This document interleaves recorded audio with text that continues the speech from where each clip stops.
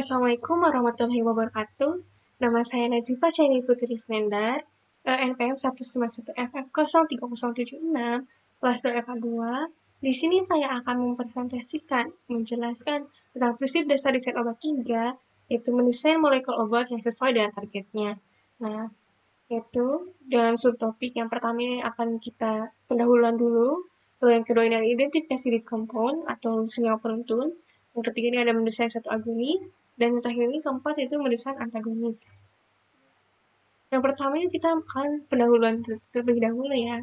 Nah, desain obat ini bagaimana sih? Nah, desain molekul obat ini dapat dilakukan dengan pendekatan multipore method, atau di mana molekul obat ini didesain berdasarkan subunit atau biopornya.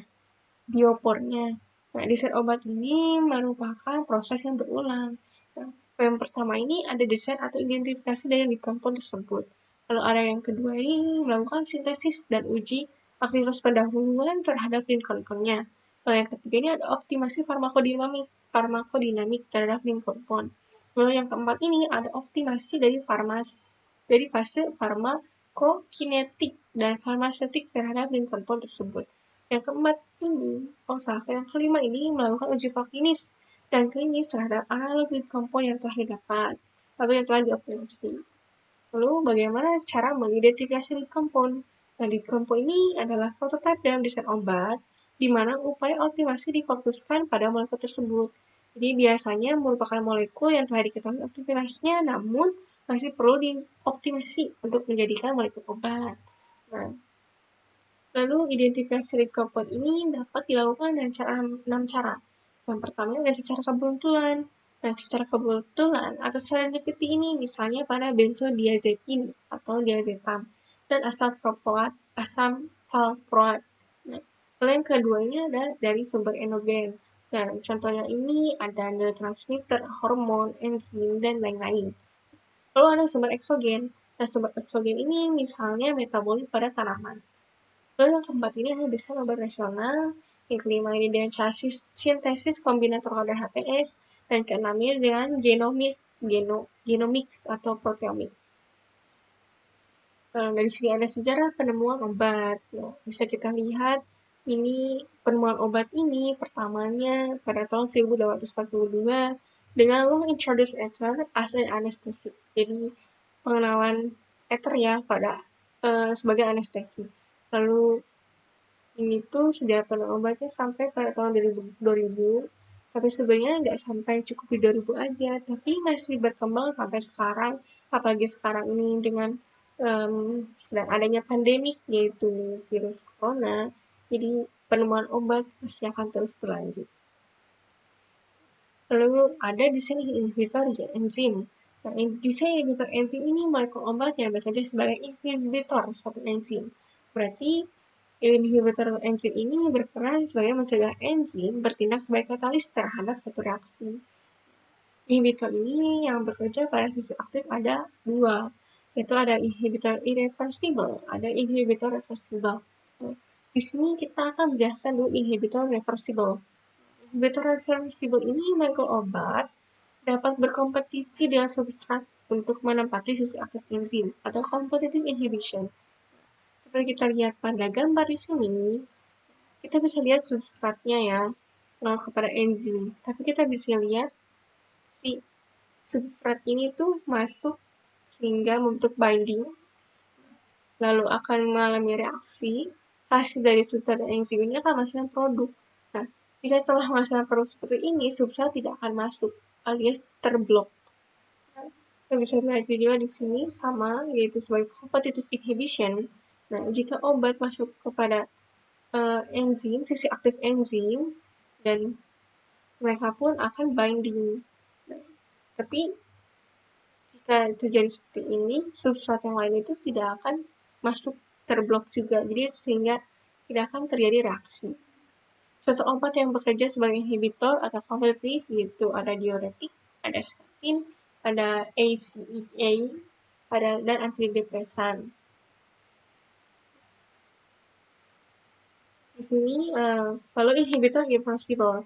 Nah, inhibitor ini mampu membentuk ikatan kovalen dengan suatu asam amino. pada sisi aktif enzim dan secara permanen memblok enzim tersebut. Jadi setelah terblok sisi enzimnya itu termasuk oleh asam amino, nah sisi enzim ini tidak akan kembali ke bentuk semula.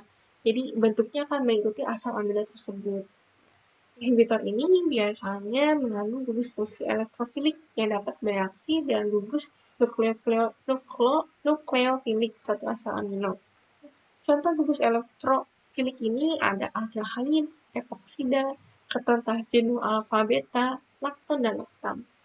Bisa kita lihat ya di sini sebagai contoh irreversible inhibition pada enzim dengan alkaline agent.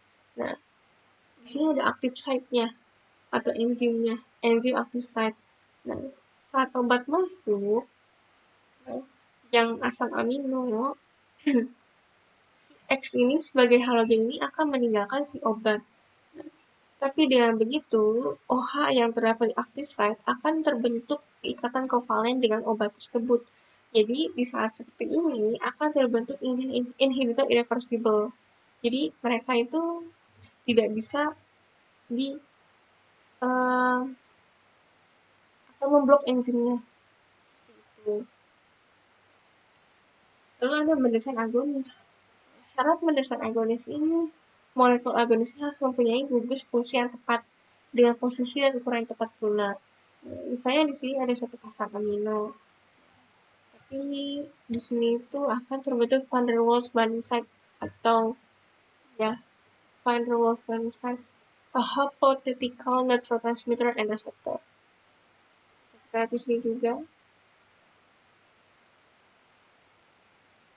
Senyawa dengan struktur yang berbeda, namun memiliki gugus pengikat yang sama terhadap suatu reseptor, maka potensi sebagai agonis. Ini ada desain antagonis. Nah, suatu antagonis ini akan bekerja dan menghalangi berinteraksi antagonis dan reseptornya. Nah, jadi antagonis yang bekerja pada sisi aktif contohnya seperti ini. Jadi tidak akan ada perubahan bentuk ya, karena perfect fit. Berarti sempurna gitu. Compound acting as an antagonist at the binding site. Nah, tapi neurotransmitter alami ini tidak bisa berinteraksi dengan binding site. Lalu di sini ada antagonis yang bekerja di luar sisi aktif. Misalnya seperti ini ada reseptor. Di sini ada allosteric binding site, di juga ada binding site yang terbuka juga. Nah, antagonis masuk nih. Jadi antagonis yang masuk ini akan memaksa masuk kepada reseptor yang binding site di sini. Nah, sehingga binding site yang sebelahnya ini akan tertutup. Jadi memblok. Yang ini tuh disebutnya inhibitor allosteric. Di sini juga ada antagonis by the umbrella effect payung ya. Jadi pas saat agonis masuk, ini reseptor menerimanya. Tapi saat antagonis masuk, nah ini pun bisa akan terbentuk jadi strong antagonis. Ini juga sama. Jadi saat ada enzim reseptor dimasuki oleh antagonis, nah di sini kita bisa lihat juga binding site-nya pun ada dua. Nah dia pun akan memblok binding site yang sebelahnya. Ini ada desensitisasi.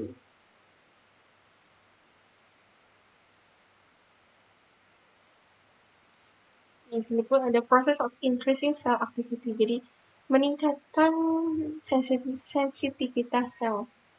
Yang bisa dilihat di sini neurotransmitter ini masuk kepada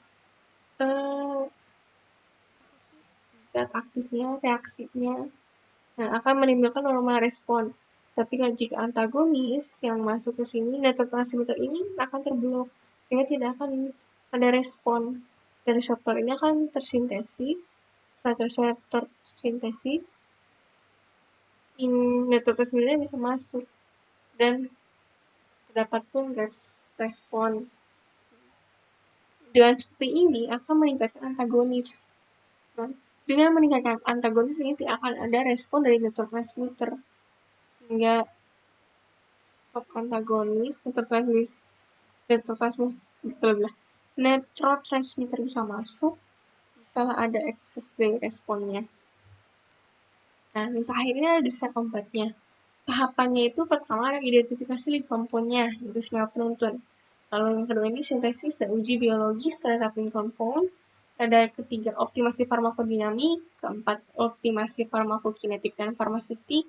Lalu yang kelima ini uji klinis dan praklinis senyawa lead compound. Ini senyawa analog. Sekian dari saya, maaf bila ada salah kata. Wabillahi taufiq wal hidayah. Wassalamualaikum warahmatullahi wabarakatuh.